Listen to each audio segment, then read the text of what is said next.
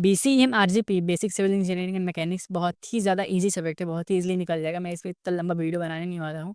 5 minute की video होगी, इस 5 मिनट में 8 टॉपिक्स बताऊंगा। लिटरली 8 टॉपिक्स बहुत ज़्यादा इंपॉर्टेंट होंगे एंड इनको पढ़ लोगे ना तो आपके बहुत अच्छे मार्क्स कवर हो जाएंगे। बेसिक मैकेनिकल इंजीनियरिंग बीएमयू में मैंने 8 टॉपिक्स बताए थे एंड लिटरली 8 में से 5 क्वेश्चंस आए थे। जाके एक बार चेक कर लेना, तो थोड़ा सा ध्यान से पढ़ो। एंड 8 टॉपिक्स में से इसमें सिविल में बता रहा हूँ 5 तो कन्फर्म है कि आएंगे, ठीक है। इतना कर लेते हो तो 70 मार्क्स समझो कि 70 है तो 60 तो कंफर्म है 100%। तो अच्छे से ध्यान से देखना। सो हेलो नमस्ते अस्सलाम वालेकुम, मैं हूं Farooq, third year student of CSCN. चलिए शुरू करते हैं विदाउट वेस्टिंग एनी टाइम। सबसे पहला टॉपिक है cement concrete and testing properties. Basically ये बहुत ही बेसिक टॉपिक है, हम लोग बचपन से देखते आ रहे हैं एंड बहुत ही ईजी सा है। जैसे सीमेंट के बारे में सब जानते हैं, सीमेंट क्या होता है, कंक्रीट कंक्रीट क्या होता है। फॉर एग्जांपल रेत और जो पत्थर बालू वो सब मिक्स करके जो मसाला बनते हैं उसी को कंक्रीट बोलते हैं। इंग्लिश में आपको लिखना है the mixture of sand water and stones is called concrete. उसको अपने हिसाब से एक्सपेंड करना है, बस और कुछ नहीं है। टेस्ट ऑफ सीमेंट, सीमेंट के कितने टेस्ट होते हैं, ये क्वेश्चन हमेशा पूछता है कि lab test and field test में डिफरेंस होता हो। लैब टेस्ट क्या होता है कि सीमेंट को लैब के अंदर टेस्ट किया जाता है कि सीमेंट काम के लायक है कि नहीं है। एंड फील्ड टेस्ट कि उसको फील्ड में ले जाकर अच्छे से जब उसको काम करेंगे उसके साथ, उसमें टेस्ट करेंगे कि उसकी मजबूती है कि नहीं सही, उसमें कलर सही है कि नहीं। उसके बाद वर्केबिलिटी ऑफ कंक्रीट, एंड ये बहुत ज़्यादा इंपॉर्टेंट टॉपिक है। ये लिटरली वर्केबिलिटी ऑफ कंक्रीट हर बार पूछा जाता है, हमेशा हमेशा कंफर्म है, ठीक है। तो इसमें से इन टॉपिक्स को अच्छे से करना, वर्केबिलिटी को बहुत ही अच्छे से पढ़ना, बहुत ही अच्छे से।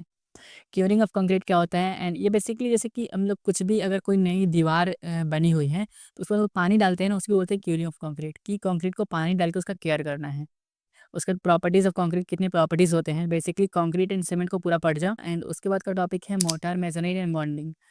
ये जितने भी टॉपिक्स हैं ना इसमें भी, ये सारे दो दो लाइन के डेफिनेशंस हैं एंड इन सब के डेफिनेशंस मैं वीडियो में ही बताऊंगा, इसलिए वीडियो में बने रहना। इनको स्क्रीनशॉट ले लो एंड या फिर गूगल पे सर्च करो तो आपको मिल जाएगा। बेसिकली मैं वीडियो में बता ही दूंगा, तो टेंशन मत लो उसका। मोर्टार प्लास्टरिंग क्या होता है, आप सबको पता है प्लास्टरिंग क्या होता है। पॉइंटिंग, टाइप्स ऑफ ब्रिक्स, कितने टाइप के ब्रिक्स होते हैं, ईंट कितनी टाइप्स की होती हैं। एंड अगर वीडियो में कहीं भी कंफ्यूजन आ रही है तो मुझे कमेंट सेक्शन में बेझिझक पूछ लेना, क्योंकि ऑब्वियसली मैं सबसे जल्दी वीडियो को लेकर चल रहा हूँ, सारे टॉपिक्स को कवर करना है इसीलिए। टॉपिक 3 है building construction fundamentals and foundations. नाम से ही समझ में आ गया होगा। बेसिकली कोई भी बिल्डिंग बनती है तो उसका पूरा एक फंडामेंटल होता है कि पूरा पहले बेस बनेगा, फिर उसके बाद फर्स्ट फ्लोर, फिर सेकंड फ्लोर। ऐसा तो नहीं है ना कि पहले कहीं से भी बनाना स्टार्ट कर देंगे। तो उसका फंडामेंटल क्या होता है वो समझो। एंड फाउंडेशंस बेसिकली जो नीचे बीम होती है ना पूरी, जो पूरा बेस बनता है कोई भी बिल्डिंग बनने से पहले, उसको बोलते हैं फाउंडेशंस। वो क्या होता है, टाइप्स ऑफ फाउंडेशंस पूरा पढ़ लेना अच्छे से। And element of building construction, basically building बनाने में कौन कौन से एलिमेंट्स का यूज़ होता है। डोर्स, विंडो, स्टेयर्स, जैसे अलग अलग टाइप के डोर्स कहाँ कहाँ यूज़ होते हैं। फॉर एग्जांपल बाथरूम में अलग डोर लगता है, बेडरूम में अलग डोर लगता है, तो कौन से दरवाजे कहाँ लगते हैं उसके बारे में समझ लेना अच्छे से। स्टेयर्स क्या क्या होते हैं कि अलग बाथरूम के लिए अलग स्टेयर होता है एंड ड्राइंग हॉल के लिए अलग स्टेयर होता है, अलग सीढ़ी होती है। तो वो सब समझो। विंडो क्या होता है and foundation and types, obviously कितने टाइप के फाउंडेशंस होते हैं। एंड वीडियो के एंड में सारे डेफिनेशंस अच्छे से समझा दूंगा, don't worry about it.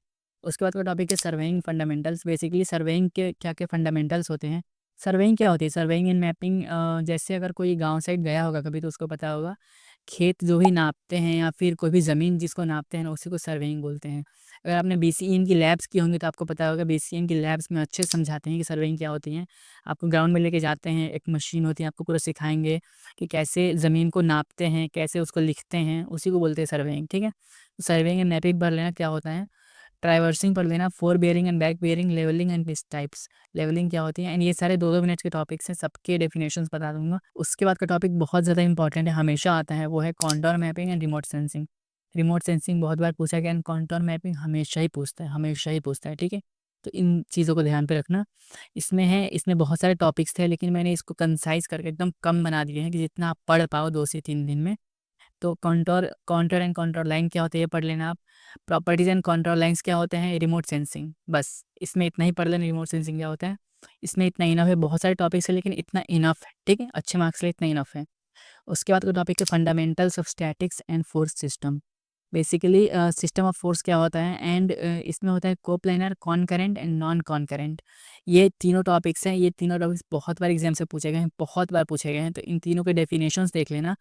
And उसके बाद का टॉपिक है free body diagram, boughs notation and Lami's theorem. Lami's theorem बहुत बार पूछा गया है, लामीज थ्योरम बहुत इंपॉर्टेंट है, तो इसको भी देख लेना एक बार, इसके भी मैं डेफिनेशन बता दूंगा।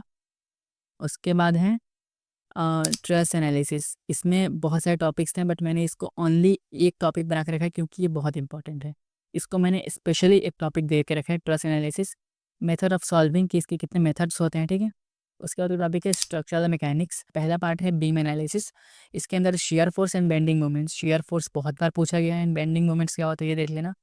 उसके बाद है मास डिस्ट्रीब्यूशन, जिसमें gravity, centre of gravity. Basically centre of gravity होता क्या है, जैसे आप किसी बुक को अगर अपने हाथ पे उंगली पे ऐसे रखते हो, इसको समझ जाओगे, 2-3 वीडियोस देखोगे या फिर नॉर्मली डेफिनेशन देखोगे समझ में आ जाएगा। उसके बाद है moments of inertia and theorems. ये क्वेश्चन, ये टॉपिक तो हर साल ही पूछा जा रहा है, इससे 3-3 टॉपिक्स हर साल आ जाते हैं, समझो कि 14 मार्क्स तो इससे कन्फर्म ही होते हैं।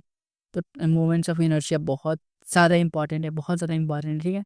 एंड इनफ, 8 टॉपिक्स बने थे, 8 को मैंने अच्छे से जितना डिफाइन कर सकता हूँ मैंने उतना कर दिया है। कुछ टॉपिक जैसे 7 था उसको मैंने बहुत कम किया था क्योंकि उसमें कम की नीड थी। 8 को थोड़ा सा ज़्यादा फैलाने की नीड थी, उसमें उसको फैला दिया है। तो अपने हिसाब से समझ लेना कि कैसे पढ़ना है आपको। जितना मैंने बताया ना इतना कर लोगे तो 70 मार्क्स 60 मार्क्स कन्फर्म ही है, ठीक है।